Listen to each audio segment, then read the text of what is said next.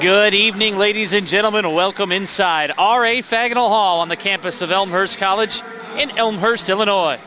It is time for Elmhurst College Athletics here on Blue Jay TV. For you tonight, we have a women's contest as Elmhurst takes on Rockford in a non-conference showdown. Starting lineups are being introduced, and we'll bring them to you in just a moment. I'm Tim Calderwood. Gina Vanier is alongside, and Gina, this is an Elmhurst team looking for back-to-back victories for the first time this season. Yeah, they came off on, they're coming into this game with a win against McMurray College, 87-64, a pretty good win over the past couple of days for the ladies, and they're just at home now. Going to hope to get a decent crowd in here and get a W. That's the word. That's the key, the W. Carried over from the last one, huh? Got to put it in there. Here's the starting lineup for Rockford, led by third-year head coach Jessica Stanek. Melissa Swayzik is a 5'9" sophomore guard out of Loves Park, Illinois, averaging 5.2 points per ball game. Kelsey Thorson, 5'7" sophomore guard out of Ottawa, Illinois, at 3.8 per contest. Brittany Curry is the leading scorer for Rockford. The 5'6" junior guard out of Maryville, Indiana, averages 17.7 points per ball game. In the post, a pair of sisters. Nicole Lawler, 5'10" sophomore out of Pearl City at 7.2 points per ball game.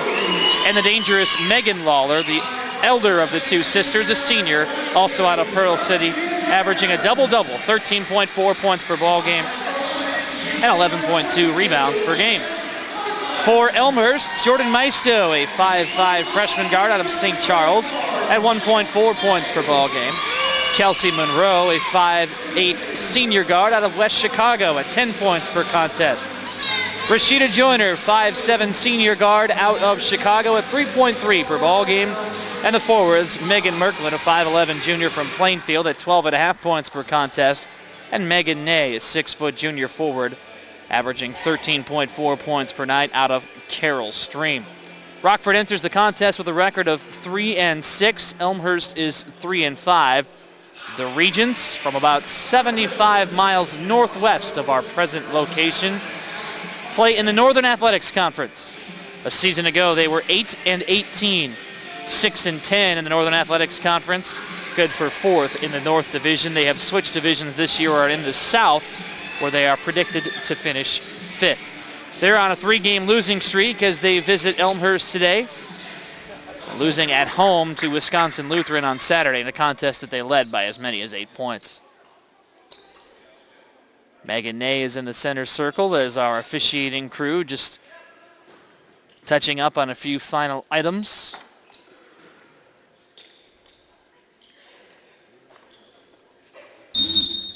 There's the whistle. Megan Lawler, Megan Ney here on Blue Jay TV in the middle of the Elmhurst Beak. It is tapped in the air and controlled by Rockford.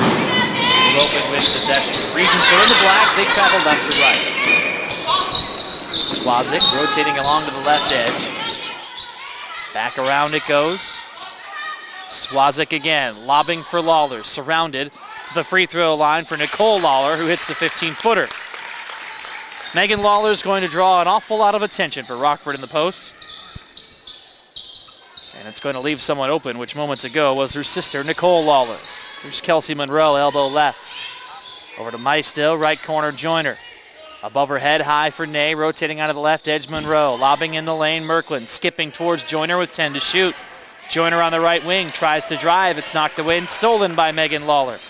That is, as you mentioned, Tim, somebody that the Blue Jays are going to want to try to keep the ball out of the hands of. The 13.4 average points per game from the senior, the 5'10" senior out of Pearl City. She's definitely a threat for this Rockford team. 25th meeting all-time between Elmhurst and Rockford in women's basketball. Elmhurst leading the all-time series 13-11. The Blue Jays have secured 4 consecutive victories, including a 20-point victory a season ago, 79-59. in Rockford, in which Megan Merklin unloaded a double-double with 27 points and 10 rebounds. Megan Lawler had a double-double as well for Rockford. Rashida Joyner with a three-pointer as Elmhurst takes the first lead of the contest at 3-2 with 18.5 to play in our first 20 minutes. A couple of things about this Rockford team. They're a solid defensive squad, especially around the perimeter. Second in the Northern Athletics Conference in three-point percentage defense, third in overall defense, and third in rebound margin as well. So they have some size and will present a challenge to the Elmhurst bigs in Merklin and Ney. Megan Ney with her first personal sends Kelsey Thorson to the free throw line. Thorson with 3 points and 4 fouls in the loss to Wisconsin Lutheran, was just 1 of 5 from the floor in 21 minutes and also 1 of 2 from the line, but converting on attempt number 1 here to even the score at 3 apiece. Thorson targeting again, 77% foul shooter on the year. This is off to the left, but an offensive rebound. Thorson follows her shot, throws it off the glass and wide right. Tied at 3, 2 minutes into the first half. Joyner wing right with Monroe posting. Maisto lobbing on the left edge for Ney, spotting up, converting on the 16-footer. Megan Ney with some range for the Blue Jays, converting on the 16-footer. Into the post for Rockford as Megan Lawler drives to the back at Nope with a putback. They'll even the score at 5. Megan Lawler has led her team in rebounds in every contest. The offensive putback evens things at 5. Here's Megan Ney off the glass and in. Our officiating crew for the contest: Jen Washoe, Alex Fuentes, and Tyrone Adams. Swazik high for Thorson. Bouncing back for Swazik, who starts to move right, targeting Brittany Curry, who's been quiet here early on. Curry, the leading scorer for Rockford this season. Curry, outside the paint on the left edge, throws up the 12-footer. Megan Merklin with the rebound, but threw it away. It's a 2-on-2. Lawler and Lawler play catch. Here's Swazik, low right, failing to finish. Ney is on the floor with the basketball, and Elmhurst was able to call for the timeout.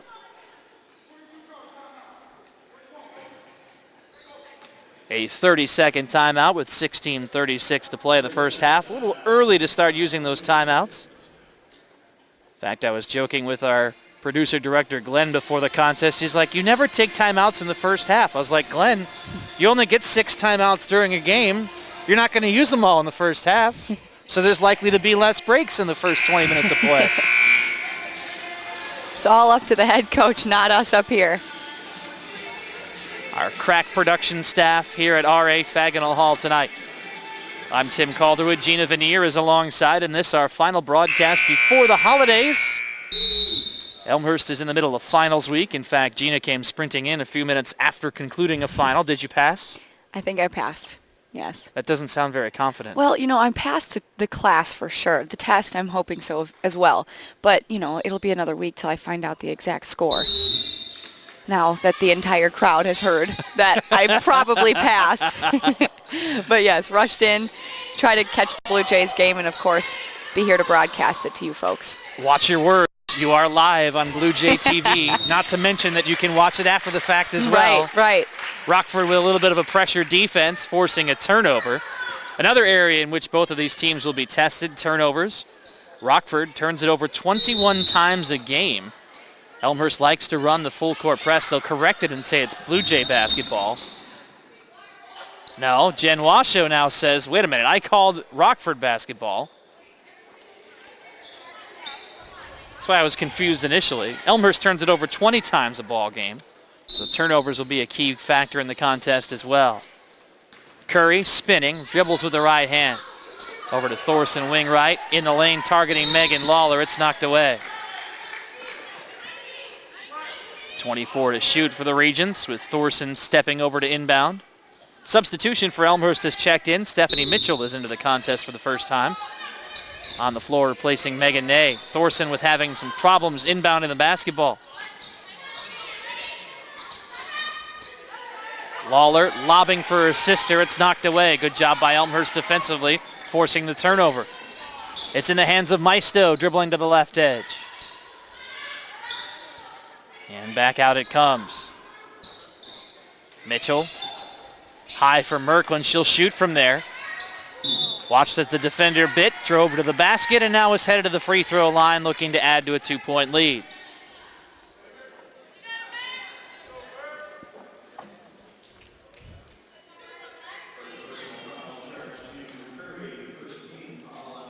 Brittany Curry with the foul. Her first. It's the first against Rockford as well. To the free throw line steps Megan Merklin, converting on attempt number 1.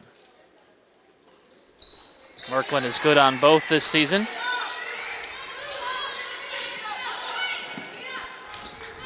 And Elmhurst has a 4-point advantage at 9-5. Curry, elbow right. Dribbles left to the center of the lane. Has it knocked away by Monroe. It's loose and stolen. Elmhurst forcing a turnover from Rockford. Rashida Joyner struts up the floor. Crouches over with the right-hand dribble to Mitchell in front of the Rockford bench. Joyner wants to lob with Merkin posting and calling. Back over to Maisto. She'll try the 3 from the right turn. Long off the back iron. Curry at the elbow, strong side, reels in the board. Curry dribbling towards the right corner, picking it up, slinging it across to Swazik on the left edge.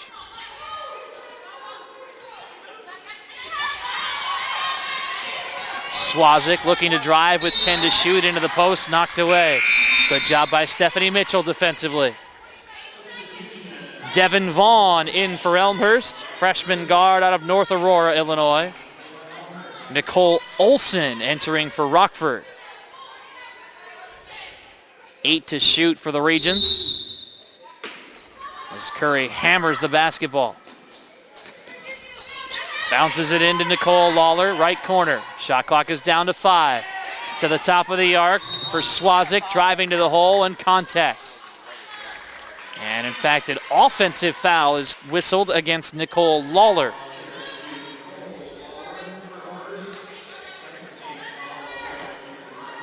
Just the second home game of the season for Elmhurst.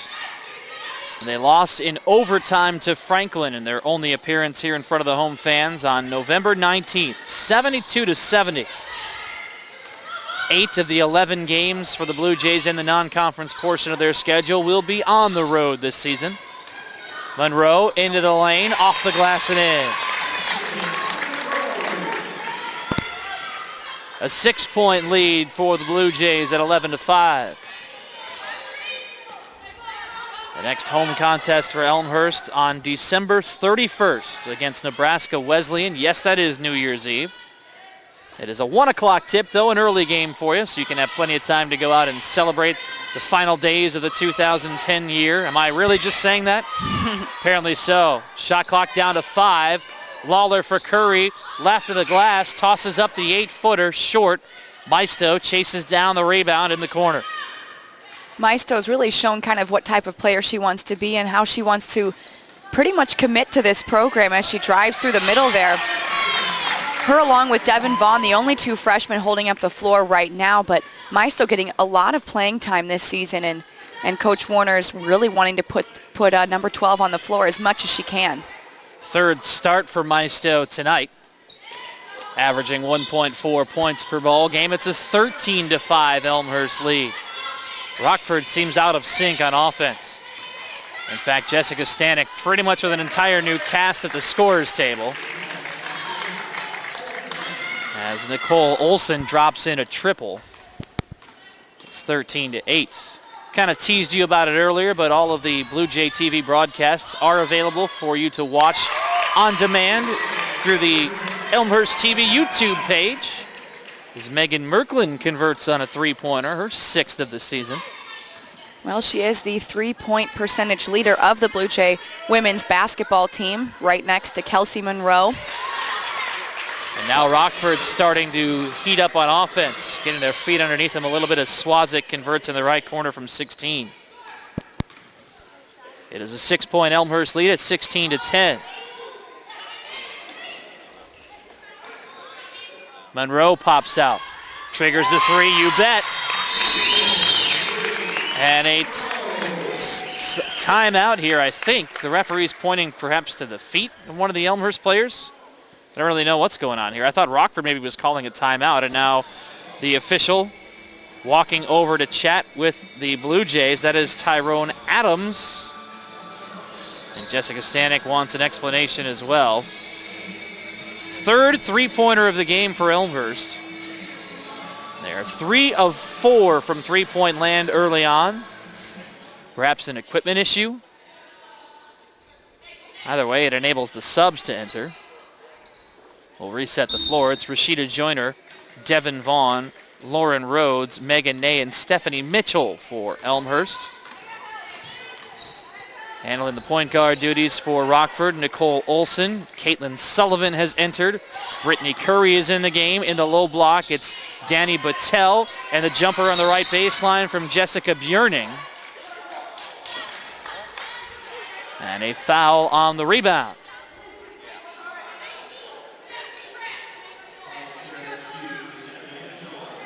Stephanie Mitchell with her first. It is the second on Elmhurst. Sullivan inbounding to the top of the arc towards Olsen, who works to her left, picks up her dribble, and throws it to no one in particular. There were an awful lot of blue jerseys in the center of that lane. That was a very risky pass. Ney getting the good hand out, giving the ball in the possession of the Blue Jays. Vaughn in for Ney. Back out to Mitchell, spotting up from 18, you bet. The perimeter game is working for the Blue Jays, who have hit on 8 of their first 9 shots tonight. Double-digit lead at 21-10 with 11:25 remaining in the first half.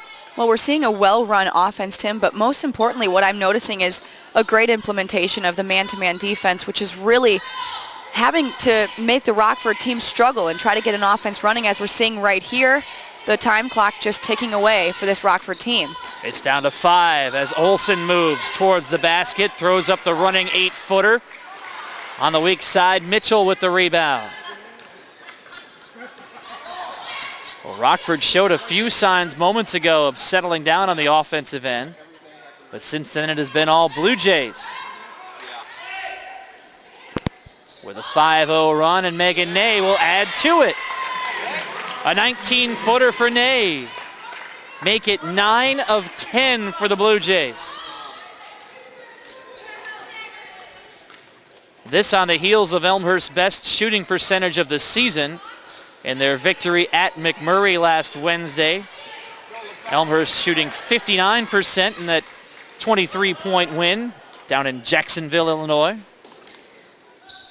Well, during that game, the Blue Jays showed that they were definitely a shooting team. 36 of 61 from the floor, 4 of 4 from the three-point line. And they're showing exactly just that tonight. That sort of success is carrying over here at home. Travel for the Blue Jays. And Kelsey Thorson returning for Rockford. Well, Megan Merklin back on the hardwood for the Blue Jays, and Megan Lawler returning for Rockford. Perhaps not ironic that Rockford's offensive woes have been with Lawler on the bench. Midway point of the first half, it's a 13-point Elmhurst lead. Here is Megan Lawler spinning, defended nicely by Ney, and still able to scoop it up over the top and through. Ney did everything right defensively. Follow the Blue Jays on Twitter, twitter.com/ElmhurstBlueJay. It's where you can get all of the up-to-date information on Elmhurst College athletics as Vaughn throws it away. Also have the schedule for all of our upcoming broadcasts here on Blue Jay TV. We will have men's action for you upcoming in our next broadcast on December 29th, 8 o'clock tip-off, as the men take on DePaul University out of Indiana, not to be confused with DePaul of Chicago in the Big East. Olsen tries the three from the left side. Vaughn charges ahead. Good ball movement to Megan Ney for the easy finish. Vaughn to Joyner to Ney, a pretty transition basket, and the lead is 13 again at 25-12.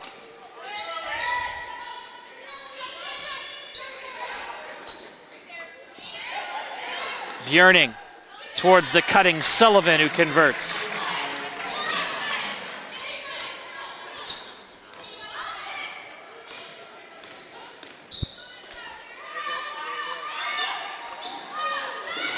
Rhodes wants the basketball. Too strong over Sullivan. And the board is cleaned up by Björning.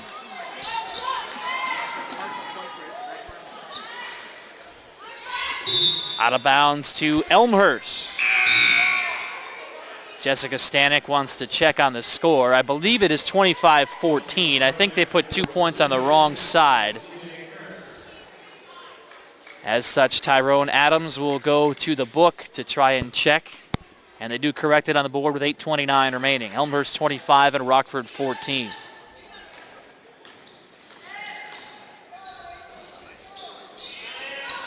Rhodes, wing left. High to Monroe. C.J. Harris is checked in and is calling for the basketball. Harris pops out on the right edge. Works it high towards Joyner. Entry pass for Merklin, knocked away by Megan Lawlett.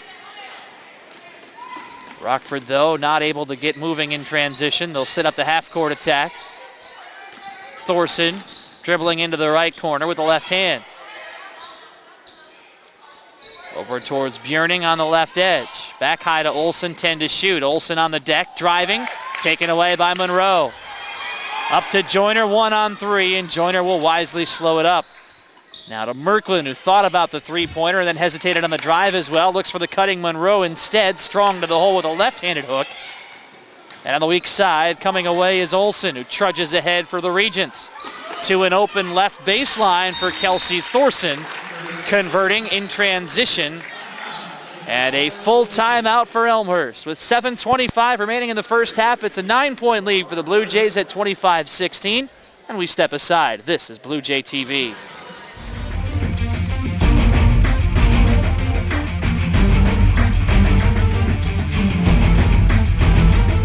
We're actually really good this year. There's 23 of us on the team, so it's quite a large team. We were close friends. A lot of the teammates lived together with other teammates. In high school, I wasn't like the most organized person because sports were just kind of like a side note in high school. Here, you have to really balance yourself. Division III, it's more academics first, softball second. So our coach really strives on the academic portion of school. And I mean, just like yesterday, we had a game. I went to class and came late to the game instead, but the game was canceled, luckily.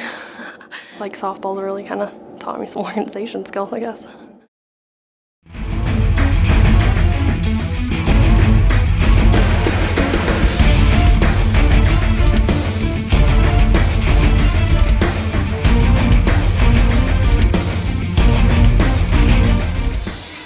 .7:25 to play, half number one in Elmhurst. Women's basketball action. The Blue Jays leading Rockford 25-16 in this non-conference showdown. The anatomy of a 9-point advantage. Well, Elmhurst 10 of 13 from the floor, 77%. They've missed their last two shots, which has enabled Rockford to kind of whittle the deficit down a bit. It was 13, and now it is down to 9. As the Regents apply some slight pressure on Elmhurst. Meanwhile, Rockford just 7 of 20 from the floor in the early goings of the matchup here. We've already seen a combined 11 turnovers, 5 for Rockford, 6 for Elmhurst. Blue Jays with a 9-8 edge on the glass as the shot clock creeps under 10. And there is the 7th turnover of the game as Kim Schwertman tosses it away. Falling away, speaking of, Rockford back towards the center line. And Curry tried to call timeout, but couldn't establish position on the offensive end. Well, we've seen some miscommunication on offense for the Blue Jays the last couple of possessions, 3 in a row on the turnovers, and just seems to just looking for Merklin down low and can't get it to her for whatever reason, a big misunderstanding. Hopefully something can get set up here and slowed down a little bit. Schwertman. Left turn, triggers the three-pointer. How about the 4th of the half for Elmhurst? 4 of 5 from three-point land. It's a 12-point lead, 28-16. Schwertman with her first bucket of the contest. 12 different players scored in Wednesday's victory over McMurray. Thorson dribbles left with 10 to shoot. Lobbing low left for Megan Lawler, who rotates underneath the basket and lays it in over the top of C.J. Harris, low right. 6 minutes to go in the half. 10-point Elmhurst lead. Merklin left baseline from 17. It's long. Joyner with an offensive rebound. Merklin is there for the third attempt. We talked about the rebounding poise of Rockford. They've out-rebounded their opponents by almost 3 per ball game this season. Elmhurst out-rebounding their foes by over 1 per game as well, and they had 3 opportunities to once again make it a 12-point lead.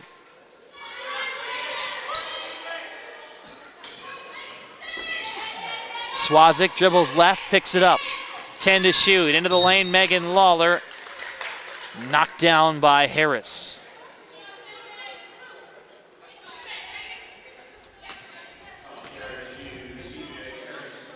And Megan Lawler stepping to the free throw line for Rockford.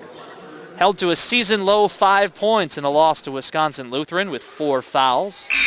As Rockford battled foul trouble throughout the contest. Currently ranked second in the Northern Athletics Conference in rebounding and leads the conference in field goal percentage. As the second attempt is up and through. So 1 of 2 for Megan Lawler. And again, some pressure for Rockford, too much as they foul Megan Ney. The third against the Regents.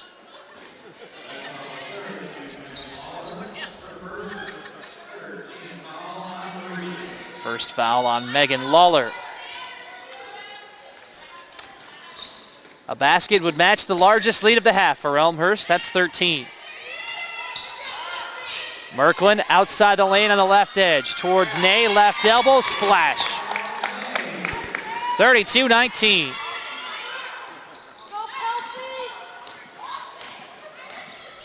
Curry walking ahead for Rockford. Caitlin Sullivan looking for help.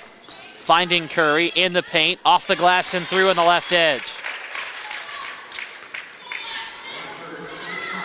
Curry, averaging almost 18 points per contest, has been very silent for Rockford here in the early goings. Merklin, double teamed, knocked away by Megan Lawler.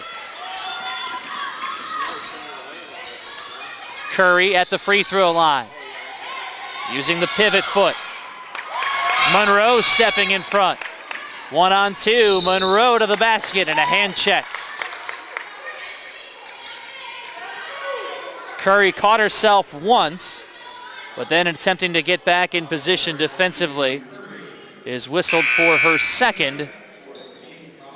And with 4:13 remaining, Curry will head to the bench. That is a player Rockford can ill afford to have out of the contest with foul problems. Just 2 points today on 1 of 5 shooting. Ney lobbing for Merklin and an offensive foul. Merklin called for swinging the elbow.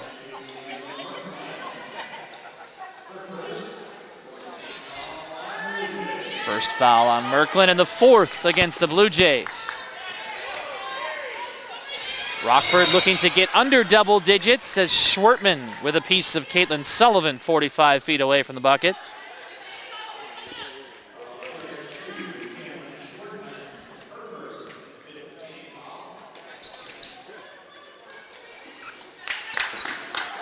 Nicole Lawler back in, inbounding towards Caitlin Sullivan. Patiently works right. Lawler dribbles in, top of the key, 3-pointer is short. Long rebound for Ney, looking to lead a break, 3-on-3. Kelsey Monroe bouncing corner left for Schwertman, who will try the 3-pointer, high arcer, and Megan Lawler is underneath to corral the rebound. Fell right into the hands of Rockford there. Force up the shot, lead to the quick rebound, and here come the Regents again, trying to claw within 9. And Lawler will have an opportunity for more with a basket and harm. Well, we've seen, unfortunately, quite a few turnovers from the Blue Jays on offense and just not seeming to be in quite much of a rhythm. I can see the frustration coming out of Coach Warner right now. Some disappointment in her team. And Rockford simply just taking advantage of the lack of defense that they're seeing, and of course the turnover count that's been getting higher as the game progresses for the Blue Jays. 14 points and 10 rebounds for Megan Lawler last season when Elmhurst and Rockford met on December 19th. She has double digits tonight with 10 points to lead the Regents, who are within 8, 32-24. Merklin at the right turn to Monroe on the left edge. Three-pointer is an air ball. It was a pass. Kim Schwartman with solid rebounding skills, swooping in and dropping in the layup. It absolutely was a pass. Unfortunately, it hurts your shooting percentage and you don't get an assist. Olsen throws it away to the scorer's table. Hope Public Address announcer Bruce Hill was ready. His computer in front of him has been the target of a few basketballs on that side early in this 2010-2011 campaign. Elmhurst will open the CCIW portion of their schedule on January 4th here at home against Milliken in a 7:30 affair.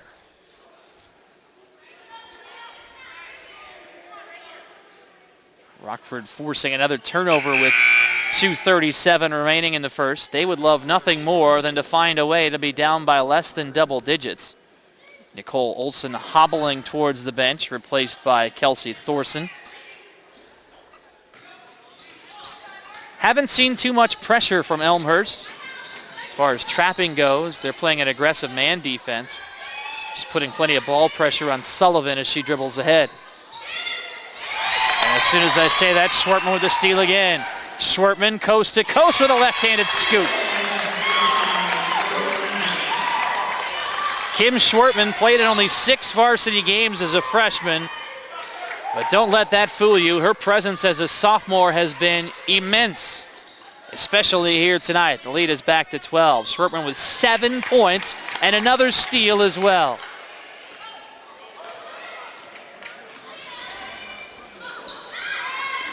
Megan Merklin's three-pointer is off to the left, and Lawler scoops in the rebound.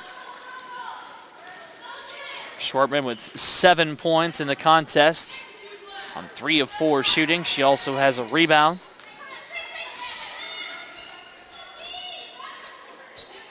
Air ball on Sullivan's three-point attempt, and a good job falling out of bounds. Thorson just pushed it off of Monroe to save possession with 11 to shoot. Well, Schwartman has a 5.1 point per game so far this season, but during the contest on December 8th against McMurray, she chipped in with 10 points amongst the other 4 players that were in double figures and double digits for at least the points column for Kim. Matching her career high, she also scored 10 points at Loris earlier this year in a loss on November 23rd. Nicole Lawler with the deuce, 36-26 with 1:15 remaining.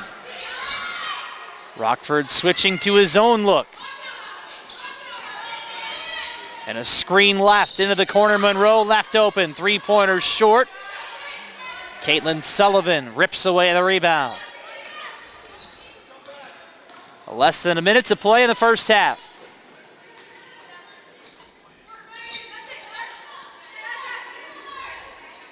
Thorson high above her head. Finds Megan Lawler, who starts to move with 10 to shoot. Megan Lawler to the basket. Nope, a travel.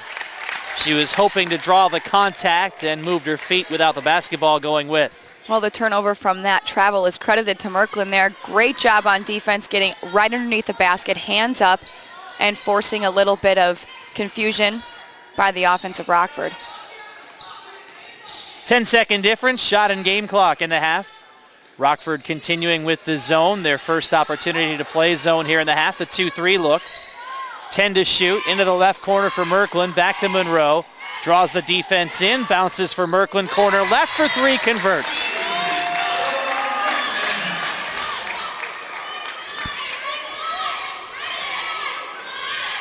Down to 5 seconds in the half.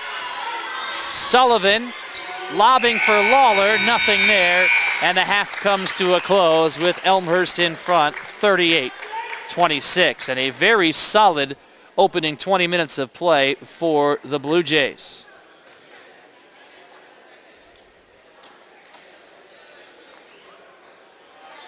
We got some confusion on the scoreboard. They're trying to figure out if the last basket for Elmhurst was a 3 or a 2. The scoreboard has it as a 2, and now they will count it as a 3. It is 39-26, so a 13-point lead after Merklin converts on the three-pointer in the left corner. That is where we stand at the half. The Blue Jays lead it by 13, matching their largest of the opening 20 minutes of play. As both teams head to the locker rooms for some mid-game instruction. So glad you're with us. We'll break, and in a few moments I'll come back and talk about some of the other Elmhurst College athletic teams in this 2010-2011 winter season as they wrap up 2010. We'll talk about that, run through the CCIW standings, and have some first half numbers as well. This is Blue Jay TV.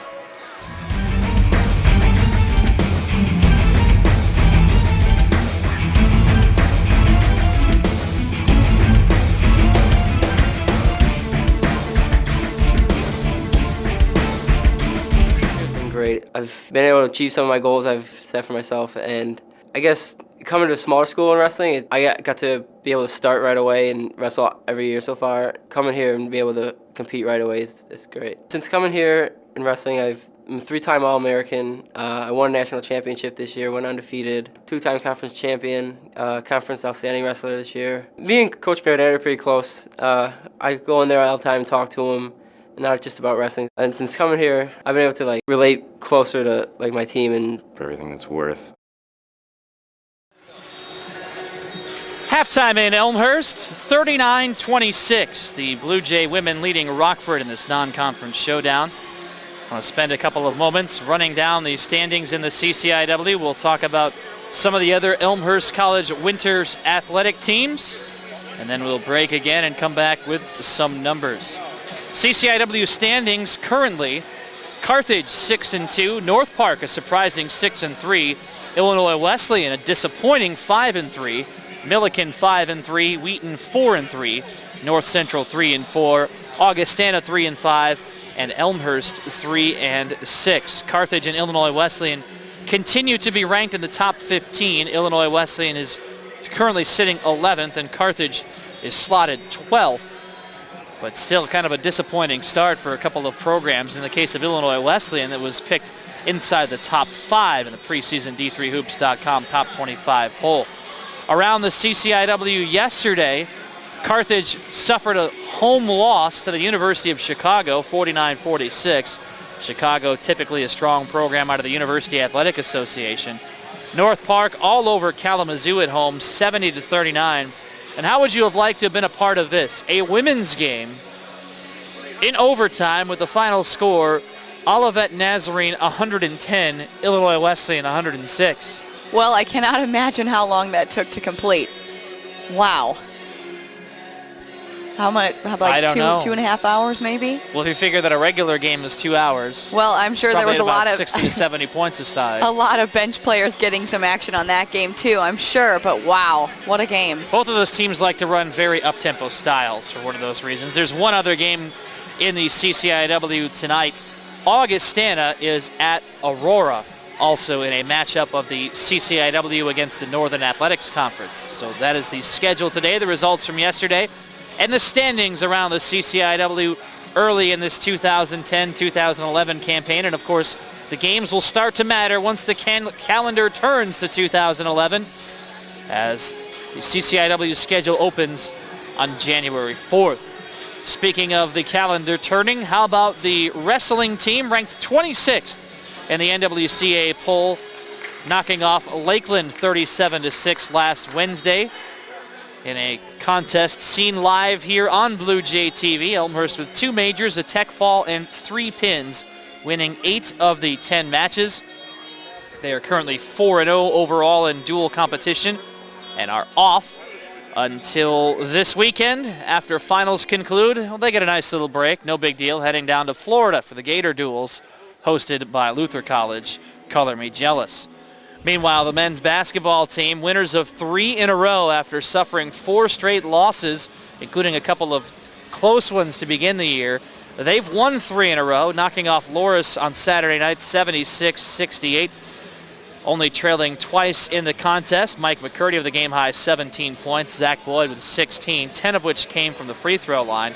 They'll be off until December 20th. That's Monday if you're keeping tabs, when they will head out west. I'm also jealous of them as they go to Las Vegas to meet Aurora on Monday and Wisconsin-Oshkosh on Tuesday. Gina talking about the men's basketball team. That game over Loras on Saturday night, probably their best overall performance of the season so far. Absolutely. I had the opportunity to talk to Coach Shear after the game, as always, with the post-game interview, and he was just absolutely pleased with the rebounding effort of some young guys and some freshmen actually contributing. And Nick, what's his last name? Nick Sander. Sanford for the Blue Jays. I got his name wrong during the interview, and of course now again. But no, he was a definite standout player for the Blue Jays. And Coach Shear, you pointed at me and you go, "What's his name?"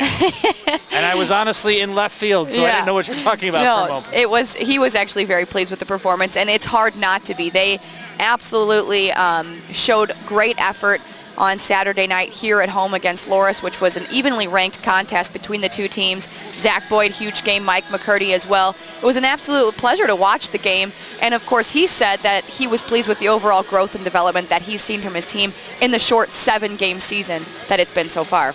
Just some generalities, perhaps you're seeing them across the bottom of your screen. I will have our producer, Director Glenn, flip those across for you once more. You can follow Elmhurst College Athletics on Twitter and also become a fan of the Blue Jays on Facebook. You can visit the official Elmhurst website, elmhurstbluejays.com, to find schedules, stats, information, and so much more on that particular venture. There's the Twitter address, twitter.com/ElmhurstBlueJay. We've talked about it on a couple of occasions thus far tonight. Elmhurst women's basketball leading Rockford 39-26 at the half. And of course, if you have comments, send them to BlueJayTV at suncom.us. BlueJayTV at suncom.us. We'll break again, come back in a few with the first half numbers. Elmhurst on top by 13 at the intermission, 39-26. This is BlueJayTV.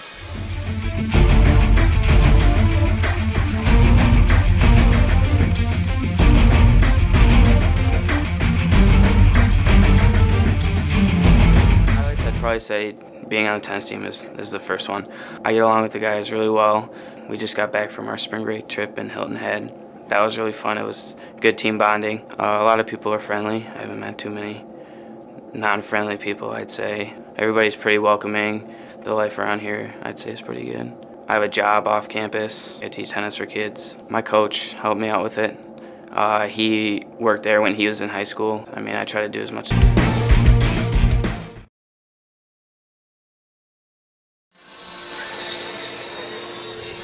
At R.A. Fagottle Hall in Elmhurst, Illinois, I'm Tim Calderwood along with Gina Veneer and our entire crack production staff here on Blue Jay TV. Elmhurst women's basketball, the Blue Jays on top of Rockford, 39-26 at the half, 13 points matching their largest lead of the first 20 minutes of play. And let's take a look at the numbers. Elmhurst shot 64%. In fact, they raced out to a double-digit lead by hitting 10 of their first 11 shots. For the first half, they were 16 of 25, 64%, and 5 of 9 from three-point land, 56%, 2 of 2 from the free throw line as well. Rockford did not have a poor shooting half. They shot 42% in the opening 20 minutes of play, 11 of 26, which was above their season average. But they were only 1 of 4 from three-point range and 3 of 5 at the free throw line. Rebounds virtually even, 13 for Elmhurst, 12 for Rockford. But one thing that I noted with my yellow highlighter as I looked through the numbers, 6 offensive rebounds for Rockford. So Elmhurst needs to do a better job on the defensive end of denying second chance opportunities. But on the flip side of that, Rockford with only 5 second chance points off of those 6 rebounds. Turnovers, Elmhurst with 10, Rockford with 11. The big difference there, points off of turnovers. The Blue Jays with 14, Rockford with but 2. So the Regents need to do a better job here in the second half of turning those turnovers into points. Individually, Megan Ney, Megan Merklin, 10 points apiece for Elmhurst. Kim Schwartman, 7. Megan Lawler with 10 points for Rockford. Brittany Curry held to just 2 and 3 steals. With that, we begin the second half. Elmhurst with the basketball in the blue uniform tops. Rashida Joyner, Megan Merklin, Megan Ney, Kelsey Monroe, and Jordan Maisto, the starting five. It is Monroe dribbling towards the left corner, picking up her dribble, bouncing into the post for Megan Ney, who tosses it off the glass and in. The Blue Jays convert on their first offensive possession of the second half. Megan Ney, a standout player in the first half. Her along with Merklin had 10 points apiece, as you mentioned, Tim, to help the 13-point lead at the half. Elmhurst doing an excellent job finding open shots, good looks, also strong drives to the basket, but what's most impressive, of course, is that 64% on the field goal percentage on shooting, and then downtown, 55.6%. Gotta love it. Nicole Lawler, baseline left from 12 to answer, 41-28. Megan Ney again in the post. Why not? If it keeps working, go to it another time. Kelsey Monroe with the assist, 43-28. Well, only if we had a camera that showcased our broadcasters, all of you would be able to see Tim in his festival hat right now. He is got the holiday spirit in him, I think. At some point, we will have a broadcaster cam. Yes, eventually. Nicole Lawler in the lane, in and out. Rashida Joyner, pretty good rebounder for a guard. Joyner at 4.1 rebounds per ball game, and she'll go coast to coast. Largest lead of the game for Elmhurst, 45-28, 17-point edge. Gotta love the aggressive play that we're seeing right out of halftime on the Blue Jays offensive side. Megan Ney coming in with 4 quick points, and then of course Jones driving coast to coast to get her 2 in. Jen Washoe, Alex Fuentes, Tyrone Adams, the officiating crew. This is our final broadcast before the holidays, my dear friend Gina, which is why I've decided to break out the Santa hat for the second half. Santa hat, including the logo of the Chicago Bears. Swazik off her knee. I should be embarrassed to be wearing a Bears Santa hat this week. They had a tough one, but still in first place. That's all that matters. that's right. Maisto surrounded. Finds the open Joyner. It's an odd player rush, 3-on-2. Joyner, great vision. Slings it to Monroe, driving the left edge, and her layup was long. Curry steps away. Throughout the entire contest, Elmhurst has done a decent job breaking the press that Rockford has implemented here. And of course, that was expected of Rockford to come out with a full court press right at the half, being down by 13 points. And now that margin getting even larger. Rockford just having all kinds of problems offensively tonight. Another turnover. And they try to set up the press, but the Blue Jays with ease break it. Joyner to the basket a little long, and Megan Lawler with the board. Now Rockford had an opportunity for a 3-on-2, but Swazik slows it up. Along with Gina Veneer, I'm Tim Calderwood on this Tuesday evening, women's basketball non-conference action. Elmhurst and Rockford. Nicole Lawler to the bucket, and a foul on the way. Megan Merklin with her 3rd foul. Taking a look at the foul situation for each side. In the opening 20 minutes of play, Brittany Curry with 2 for Rockford. And Megan Merklin with 2 for Elmhurst. Now 3. As from the free throw line, converting on both attempts, is Nicole Lawler. 47-28.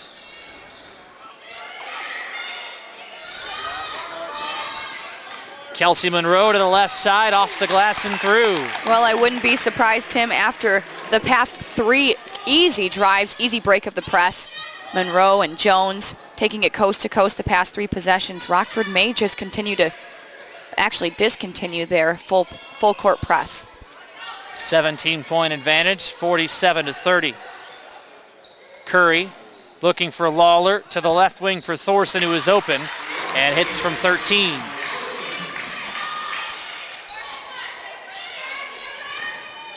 The Regents continue in the press, and again the Blue Jays ease it ahead. Too long for Merklin. Nicole Lawler is there.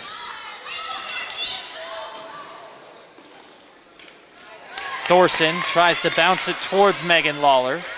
And Megan Ney stepping in front. A lot of sloppiness from both teams here early on.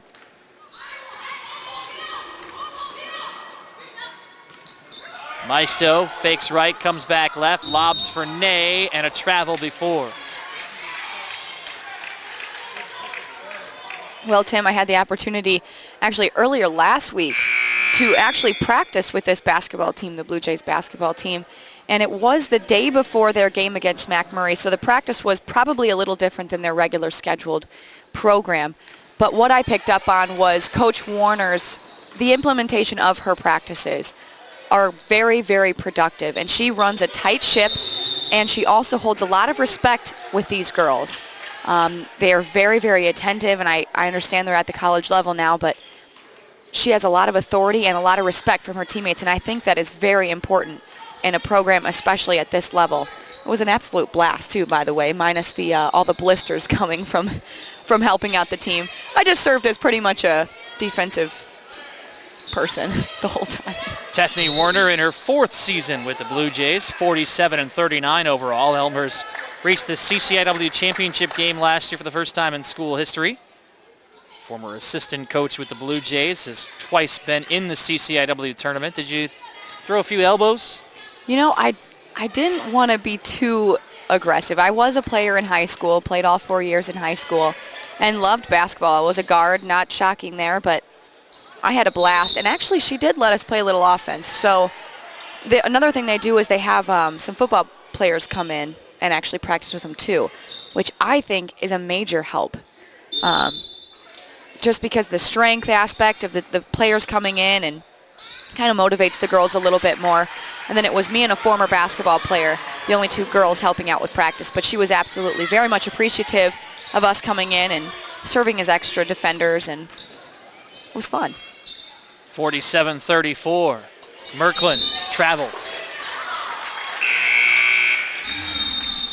And Tethany Werner would like a timeout. It's a 30-second timeout. We keep it here. 47-34 with 15-13 remaining. I would not be involved in the basketball practice. I have very little skills when it comes to that nature. Well, there's a reason why I'm behind the microphone. I'm about as coordinated as this table in front of us. Our next broadcast here on Blue Jay TV after the holidays. That is the Blue Jay Classic Tournament.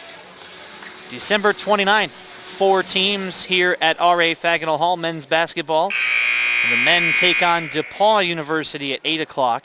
Calvin plays Benedictine in the early game at 6. And I believe plans are in the works to potentially have that contest for you as well here on Blue Jay TV, even though it will not be an Elmhurst contest. I will be working a high school tournament that week, so you will not be hearing my voice. Mark Kruger will be in the Thursday broadcasts, and Mark Vasco on Friday. Contact and a foul for Megan Lawler, who will try to convert on another 3-point play. She's been successful in that manner once already today. 12 points for Lawler, now 13 to lead the Regents, who have suddenly pushed to within 10 at 47-37. This was a 19-point lead. 9-0 run for Rockford. Schwartman twirling her way across to Stephanie Mitchell in the right corner. Lobbing in the lane for Monroe. It is short, tapped around a couple of times to the waiting Curry. Looking to move. Curry into the right corner for Thorson. Back out and dribbling in is Nicole Lawler. To Thorson once more, corner right. Lobbing Nicole Lawler, pivoting against Merklin. Starting to move. Back out to Curry with 10 to shoot. Curry outside the lane on the left edge. The 12-footer off to the right. Joyner the rebound. Joyner attacking. Joyner going coast to coast. And denied on her opportunity to go to the hole. Merklin is posting and calling for the basketball as Monroe dribbles in on the right edge. And Curry, who had 3 steals in the first half, gets a hand on another. Under 10 to shoot. Merklin corner left with 5 to the basket. Curry reaches in and gets a piece. Merklin taking matters into her own hands on that possession. Very impressive there by the junior.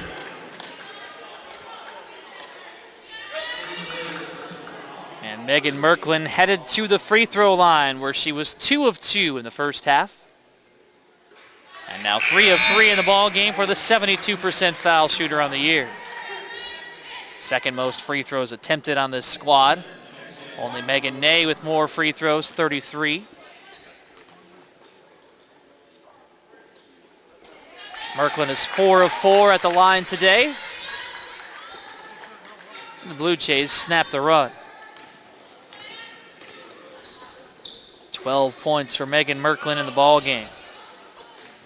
The key for the Blue Jays is going to be Merklin and Ney combining. Today they have combined for 26 points. Nicole Lawler's 3 from the top of the key is short. And the Blue Jays make it one and done. Here is Schwartman to join her, right corner.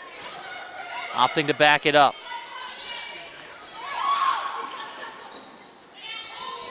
Merklin in the left corner from 18, you bet. Merklin 4 of 6 from the floor today, 14 points. And a quick 4-0 run for the Blue Jays has pushed it to 14 at 51-37. Olsen picking up her dribble, looking for help. Up high for Thorson, three-pointer off to the left. Offensive rebound for Megan Lawler, up and in.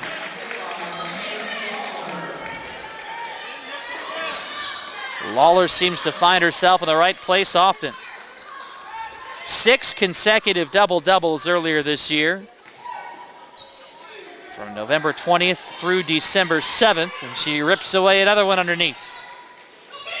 Charts it, however, and Joyner with the steal. It's a 3-on-2. Joyner to the right side over the top of Lawler and in.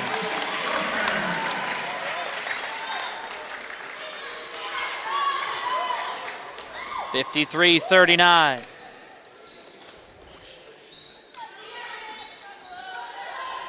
Swazik tries from the right turn. Weak side board for Joyner. Joyner with 5 points in the contest today. Here's Merklin. Knew it was off the mark, attempted to chase down the shot, but it's ripped away by Thorson.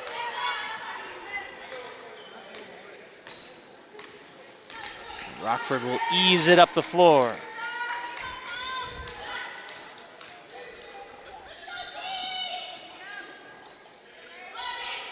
Nicole Lawler on the baseline, out of bounds. A turnover, 3 subs each way.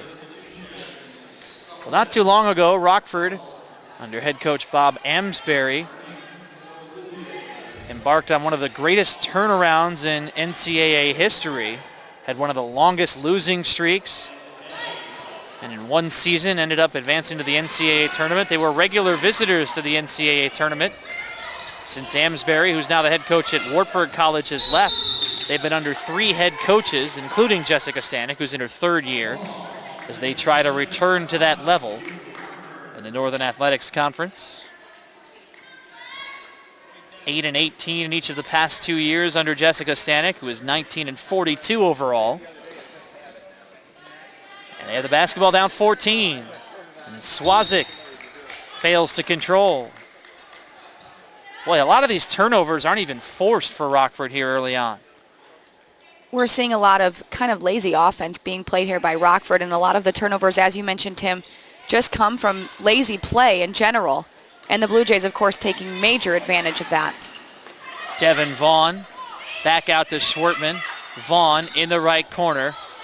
Triple threat position. Here's Maisto with the three-pointer long, but the rebound at the free throw line. And now Maisto is slowed up. Vaughn in the right corner for 3. Off the mark. Stephanie Mitchell for the rebound. Pushed Caitlin Sullivan out of the way. Well, Maisto knew exactly what to do with the ball. Post her 3-point shot and getting the rebound and resetting things up. Another shot fired up. Not a bad shot at all. Open look.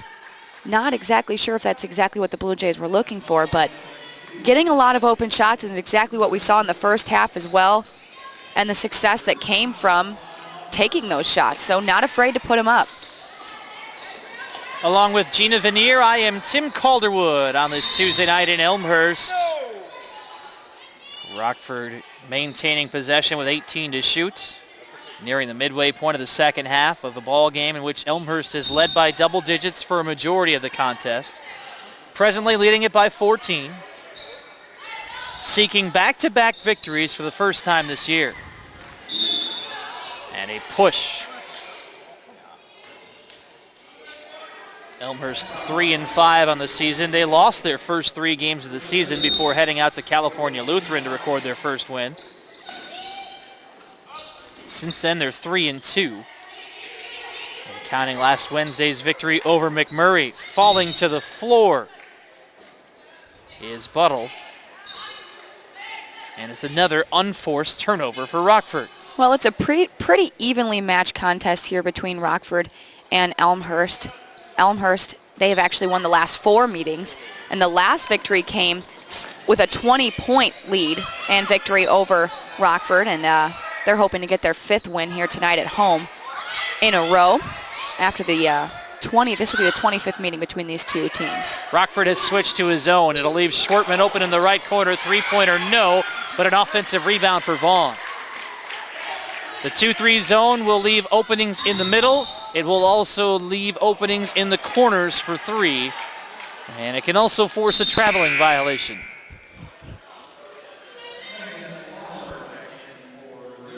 Just about at the midway point of the second half here on Blue Jay TV. And this is our final broadcast prior to the holidays, so happy holidays to you and yours. I would embark in song if I was so inclined. Happy holidays. Sullivan dribbling right from 17. Off to the right. Mitchell controls underneath.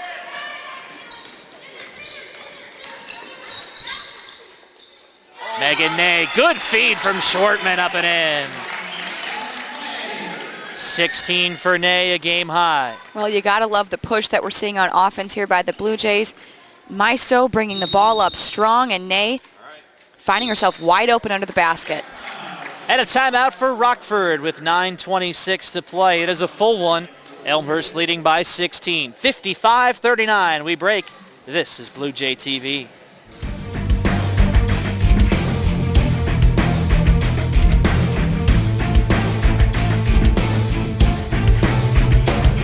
I've had a great experience at Elmhurst. I really have. I think that the college is all about making the individual well-rounded, and I do think that I have grown up a lot since I've been at college. I've played soccer and I'm in the nursing program. Kind of everything just fell together. The team was just so nice and welcome. My freshman year we went to Brazil for preseason, and that was the coolest thing ever. So it was just our team. We stayed at this big soccer resort, and there was all these fields and all these little kids playing, and then we just had our own field, and we played against different Brazilian teams. It's been great, and I've made so many new friends. The soccer aspect, I think that I've kind of got a family there, and I just love it.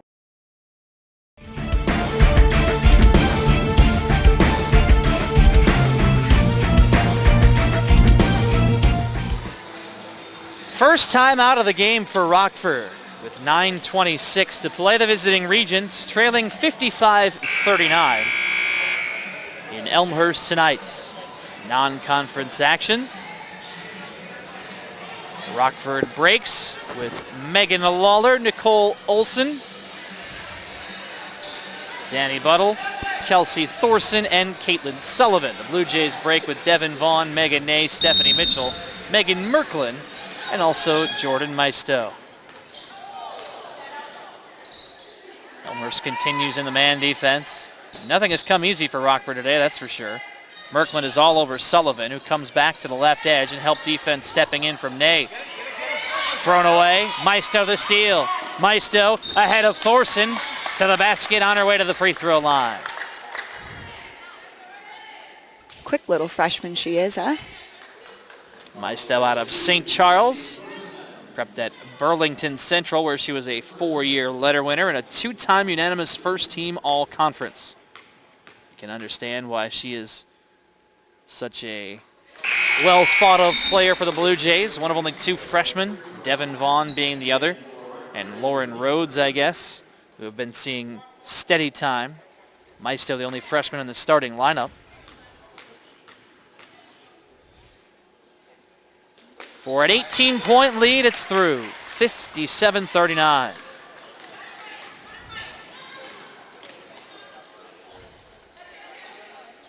Megan Lawler picks up her dribble into the left corner towards Olsen. Blue Jays have done a decent job on Lawler here in the second half. Lawler steps out with 10 to shoot and a 5-second call. Nobody came to help Caitlin Sullivan, and Jessica Stanek with her arms on her head in disbelief. And now she's not happy as looking for the Regions to press. Rockford has already begun the Northern Athletics Conference portion of their schedule. They are 2-3 in the Northern Athletics Conference as Megan Nate travels. They played 3 straight conference games, all losses, at Marion, at home against Dominican, and also at home against Wisconsin Lutheran. And that was after victories at Concordia Chicago and Aurora University. Northern Athletics Conference divided into 2 divisions. You play the teams in your division twice, and in the other division once. An offensive foul for Brittany Curry. And it'll be her 4th. Curry well below her season average, only 4 points. And now heading to the bench for, gotta believe, at least a couple of minutes. If Rockford wants to work their way back into the contest, the Regents need to find a way for Curry to start converting on the offensive end. How about Maisto's speed again to the basket? No, short. Megan Lawler controls underneath. Lawler now with 8 rebounds for Rockford in the ball game. She had a double-double against Elmhurst last season, 14 and 10. 8 minutes to play.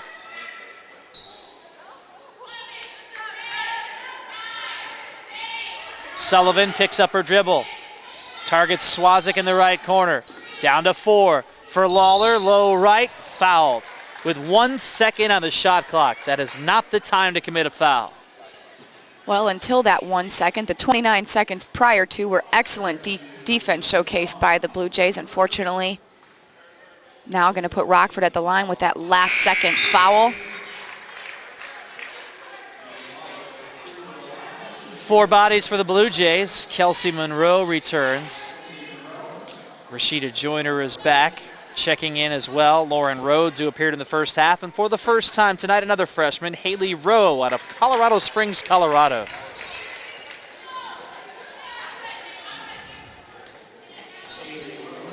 Rhodes taking her time, crossing the center line, beats Sullivan, bounces for Monroe. Low left, you bet.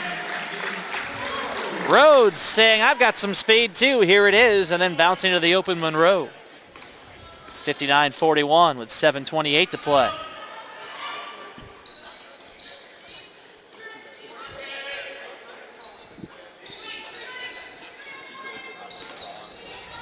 Olsen to Swazik on the move to the left baseline with 9 to shoot. Back out to Olsen, forces up a 13-footer, touches nothing in particular. Here's Lawler underneath, lost the basketball, it's loose. And the Blue Jays have a 4-on-2. Will Joyner take? Well, she was thinking too much, a travel.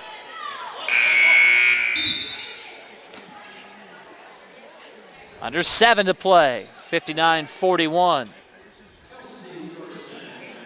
Kelsey Thorson returning for Rockford.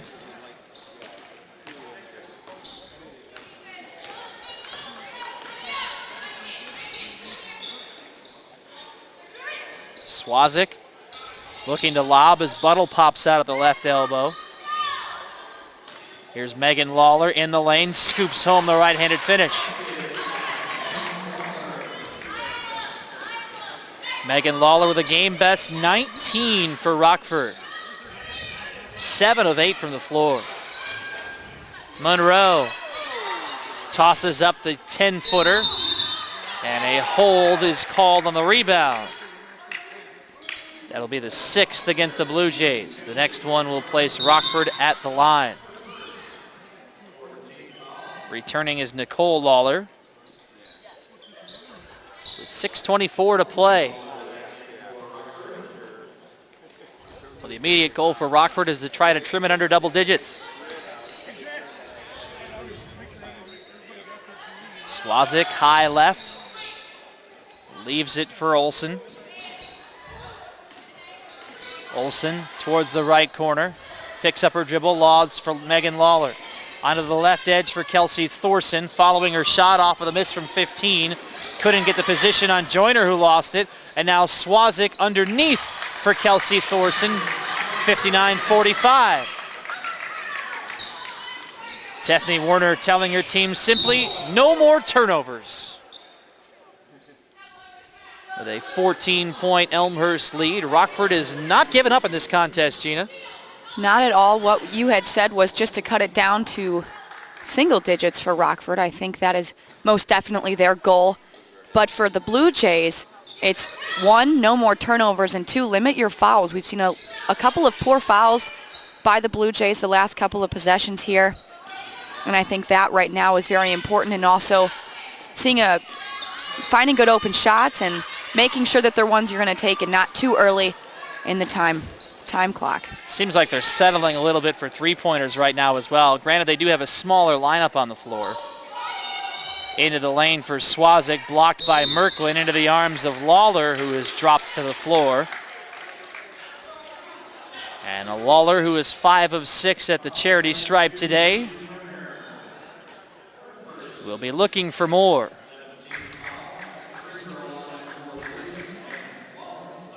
Megan Lawler with 7 double-digit games for Rockford in the 9 contests. Season high 19 points against Beloit on November 23rd. She has matched that tonight. And looking to break it here, and does. 59-46, 20 points for Lawler, a season high. She scored 27 in a ball game last year, her career best. Monroe to the elbow, back out to Merklin at the left turn, three-pointer way off the mark. Rhodes with the rebound, travels. There was no box out at all for Nicole Lawler on Lauren Rhodes. And Elmhurst will take a timeout as Tethany Werner attempts to settle down the Blue Jays. 5:05 remaining. It's a 13-point advantage, 59-46. As we break, this is Blue Jay TV.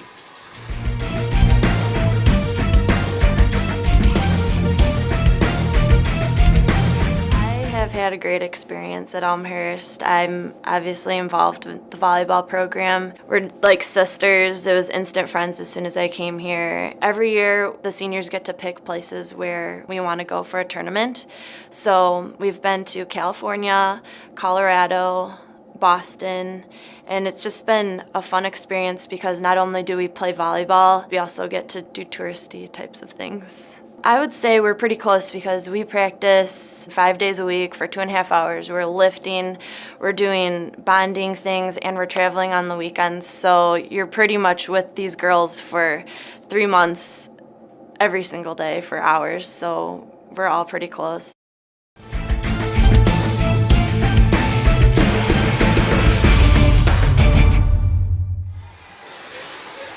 Tethany Werner attempting to settle down the Blue Jays, who have a 13-point lead, but are slowly allowing Rockford to chip away. Perhaps one of the biggest reasons for the timeout. Elmhurst has led throughout. They will be off until December 18th when they play DePaul, a tough opponent on the road Saturday afternoon. Megan Ney denies the entry pass. And Elmhurst will slow it up. DePaul, traditionally a team that is in the top 15 nationally. Almost every year they reach the sectional round, which is basically the Sweet 16. Maisto down the center, draws in 3 defenders and is pushed from behind. When you've got the help defense stepping in, you don't want to be pushing from behind. It is the 3rd foul on Kelsey Thorson as Jordan Maisto to the free throw line. Maisto's best offensive output this season, 4 points in a loss to Washington University. Speaking of tough opponents, WashU, the defending national champions, 61-36 win over Elmhurst on December 4th. Maisto's second free throw is no good. The ball is loose, and it ends up in the arms of Nicole Lawler. I bring up the 4 points as the previous career best for Maisto because she has eclipsed that total tonight with 5. Megan Lawler with some more, 22 points, a game high. Megan Lawler leading Rockford. She's the only player in double digits, however, for the Regents, who trail 60-48. Megan Ney is knocked away by the aforementioned Lawler. Well, Brittany Curry was on the bench for about 4.5 minutes of game time. She will return, replacing Melissa Swazik with 4 fouls.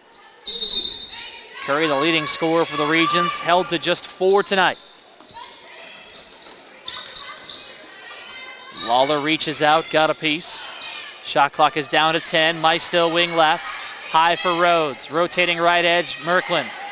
Starts to move with 5 at the free throw line. Bouncing for Maisto. 3-pointer left corner off the front iron. Rebound controlled by Rockford and a foul on Merklin.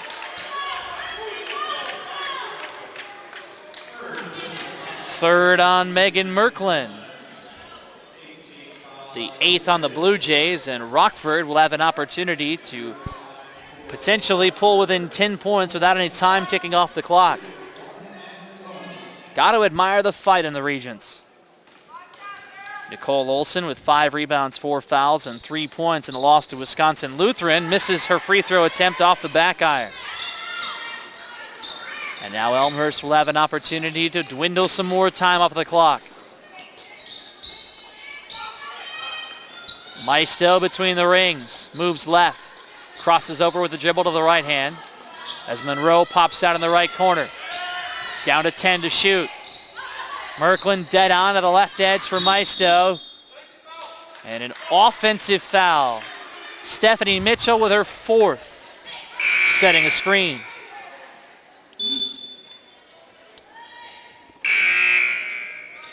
And that will bring in Kim Schwartman for the Blue Jays, who is replacing Lauren Rhodes on the floor.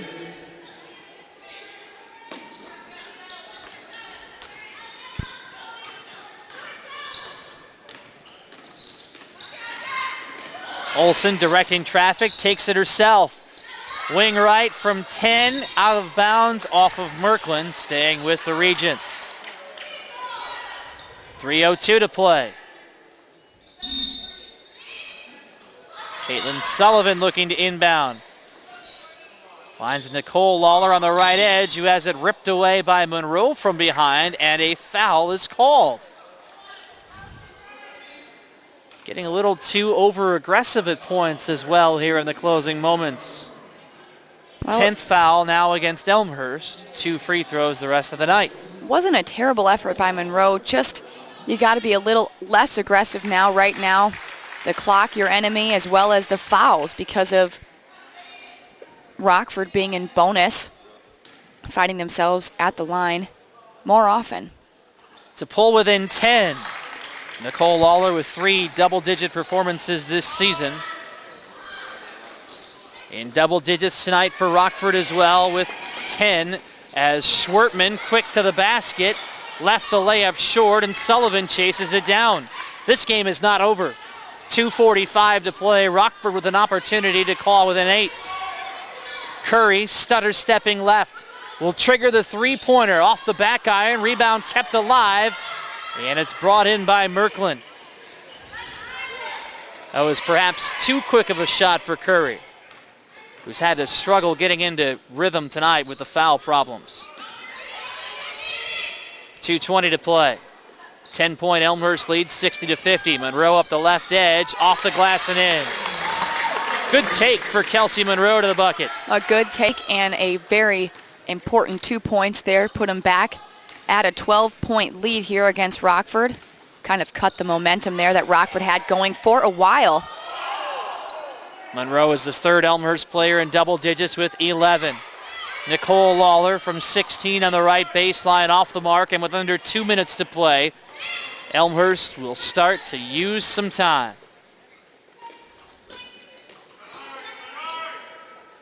Maisto high left for Monroe. Above her head looking to lob. Mitchell is posting. Here's Schwartman. Free throw line extended from 17. Well off the mark. Rockford with the rebound. Sullivan has to wait for her teammates. And a timeout for Rockford. Full timeout with 1:26 to play. The lead is 12 for Elmhurst at 62-50 as we break. This is Blue Jay TV.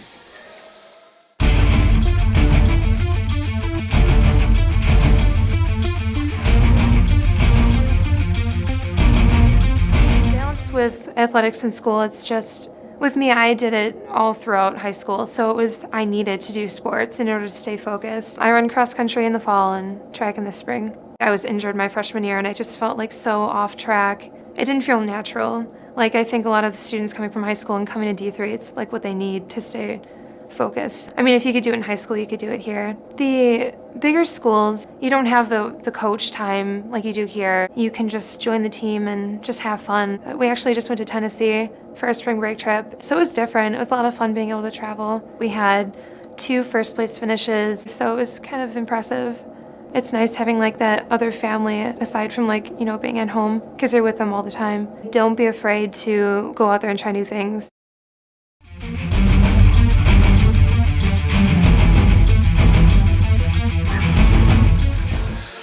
Down to 1:26 to play at R.A. Faginal Hall tonight here on Blue Jay TV. Tim Calderwood with you alongside Gina Veneer. Elmhurst leading by a dozen, 62-50. Rockford with the basketball. They've been able to pull within 10, but have gotten no closer here in the second half. Go back to the first half of play when Elmhurst really set the tone for the contest, making 10 of their first 11 shots, racing to a double-digit lead. Curry on the move to the basket, short. Boy, the Blue Jays done a solid job on Rockford's leading scorer tonight defensively. Maisto high left. Nearing 1 minute to play. Merklin cuts towards the basket. And it is too long for Merklin, out of bounds, but last touched by Curry.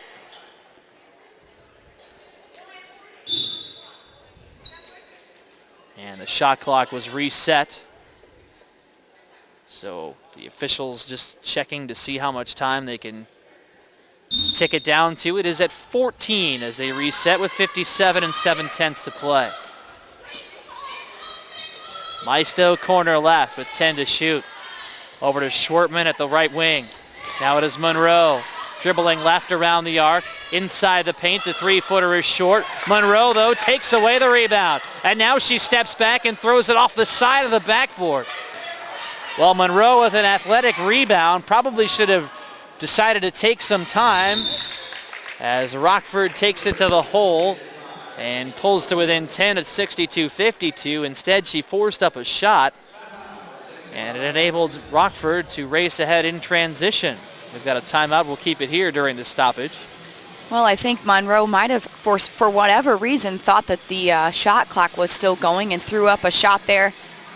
Not the greatest shot, obviously. Wanting to kick it back out. Coach Warner, including everybody else, was confused as to why she didn't just pull it out and try to tick down that 30-second time clock again. Excellent job, though, on that first possession, getting the time clock down. Blue Jays now have just a little over 1 possession of a shot clock remaining in this game.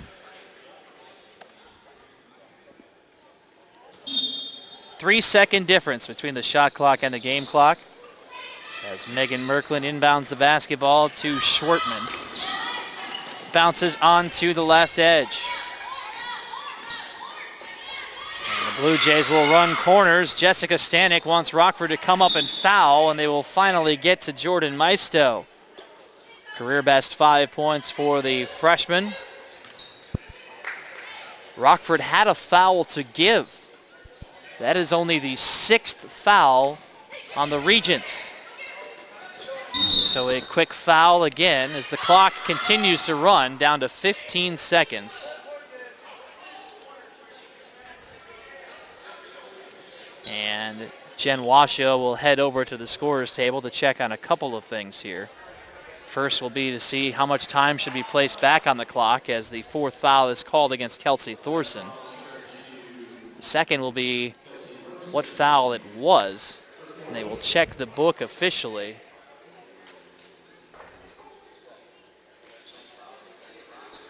I'm thinking it was the 7th, but that's what they are talking about at the table currently. And it is just the 6th after the confirmation, and so Elmhurst will inbound again. And now Rockford will come foul, and stepping to the free throw line will be Megan Merklin. A 10-point deficit for Rockford, 62-52, with 16.5 to play. And since it is 1-1, substitutions able to enter for Rockford. Curry and Olsen return.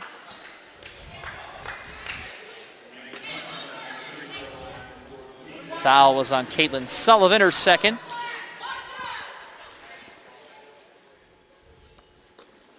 Merklin, 5 of 5 at the line today, 15 points.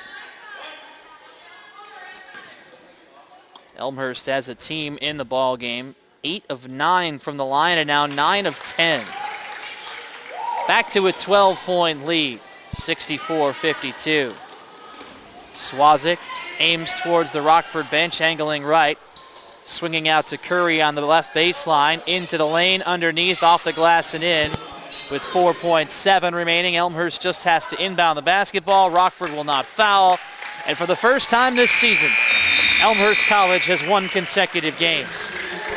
Final score, Elmhurst 64, Rockford 54, as the Blue Jays improve to 4-5 on the season. And Rockford out of the Northern Athletics Conference drops to 3-7.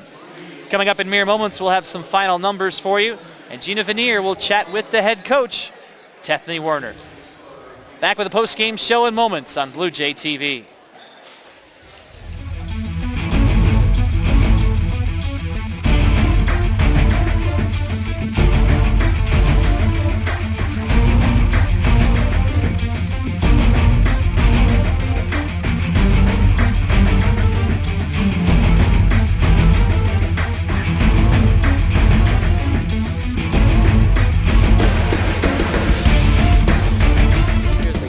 I've been able to achieve some of my goals I've set for myself, and I guess coming to a smaller school in wrestling, I got to be able to start right away and wrestle every year so far. Coming here and be able to compete right away is great. Since coming here in wrestling, I'm a 3-time All-American. I won a national championship this year, went undefeated, 2-time conference champion, conference outstanding wrestler this year. Me and Coach Marinette are pretty close. I go in there all the time and talk to him. Not just about wrestling. And since coming here, I've been able to relate closer to my team and the coaches and stuff.